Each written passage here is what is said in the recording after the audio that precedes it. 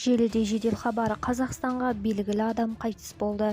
Егер сіздер де көңіл білдіргілеріңіз келсе, видео астындағы бір дана лайк белгісін басып қойып, өз көңілдеріңізді білдіруіңіз мүмкін.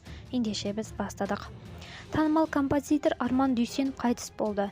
Танымал композитор Арман Дүйсен өмірден өтті. Қаралы хабарды Дәулет Мұқаев хабарлады. Бұл туралы Қазнетте хабарлады. Тағы бір жақсы адам кетті. Танымал композитор Арман Дүйсен 48 жасында дүниеден озды. Арман ағаммен хабар арнасында бірге қызметтес болдық. Жүргізушілік еткен Тапқыр достар бағдарламасына қатысып жеңімпаз болған едік. Әр нәрсеге балаша қуанатын еді. Жатқан жайыңыз жайлы болсын. Арман ағаның жарына, туған туыстарына қайғыра көңіл айтамыз, деп жазды Дәулет Мұқаев инста парақшасында. Арман Дүйсен 1974 жылы Батыс Қазақстан облысы Орал қаласында туылған. Ол композитор, тележүргізуші, продюсер, музыкант. Еңбек жолына 1990 жылы кіріп келді. 21 ғасыр республика жас орындаушылар байқауында жеңіске жеткені де айтылған болатын.